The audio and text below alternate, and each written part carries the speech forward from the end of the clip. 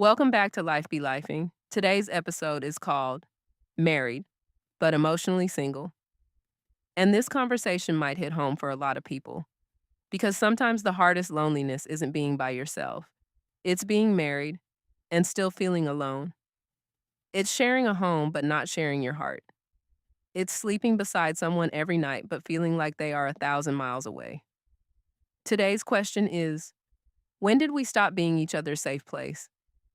Let's talk about it. Loneliness isn't always physical. Sometimes it's emotional. You can sit next to someone every day and still feel unseen. You can raise children together, pay bills together, attend family events together, and still feel disconnected. Many couples don't realize emotional distance is happening until it becomes normal. The conversations get shorter. The affection becomes less frequent. The curiosity about each other slowly disappears. Instead of asking, "How are you really doing?" the conversation becomes, "What time are you getting home? Did you pay the bill? What's for dinner?" The relationship becomes functional, but no longer feels connected. And that's where loneliness begins. Not because love disappeared, but because connection stopped being a priority. Most relationships don't fall apart overnight. They drift, one missed conversation at a time, one ignored feeling at a time, one unresolved disagreement at a time. Eventually, the relationship becomes nothing but logistics. Who's picking up the kids? Who's taking out the trash? Who's making the appointment? Communication becomes about responsibilities instead of emotions. And when that happens, intimacy begins to disappear. Because intimacy isn't built through schedules. It's built through vulnerability. It's built through honesty. It's built through feeling emotionally safe enough to share what is really going on inside. When couples stop talking about their fears, dreams, struggles, and needs, they slowly stop knowing each other. Emotional neglect doesn't always look dramatic. Sometimes it's quiet. It's not checking in, not listening, not noticing, not responding, not being emotionally available. Many people think if they're physically present, they're doing enough. But emotional presence matters too. Your spouse may not need solutions. They may need understanding. They may not need advice. They may need comfort. Over time, when emotional needs repeatedly go unmet, people stop asking, they stop sharing, they stop expecting support, and eventually they begin protecting themselves emotionally. That's when walls go up. And every wall built for protection becomes another barrier to intimacy. Some couples aren't connecting, they're surviving.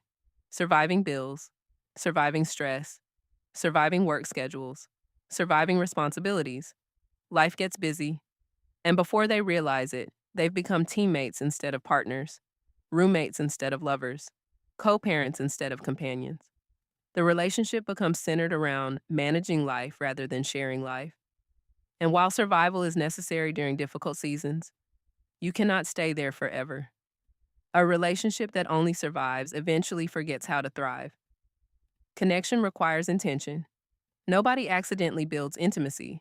It has to be chosen every single day. When resentment replaces intimacy, it rarely arrives loudly. It grows quietly. It starts with disappointment, then frustration, then emotional exhaustion. You feel unheard, unseen, unappreciated.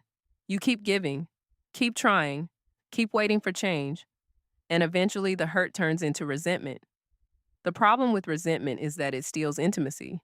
Because it's difficult to be emotionally close to someone you're emotionally frustrated with. The more resentment grows, the less connection survives.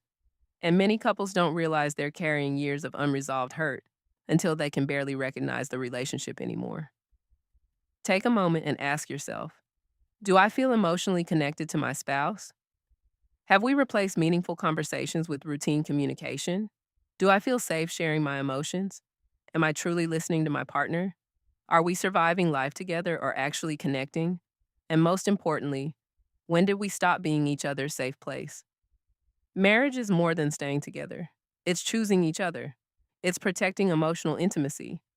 It's creating a place where both people feel seen, heard, valued, and understood. Connection doesn't disappear overnight, and neither does healing.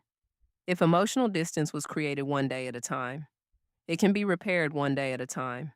One conversation, one act of kindness, one moment of vulnerability, one intentional choice after another.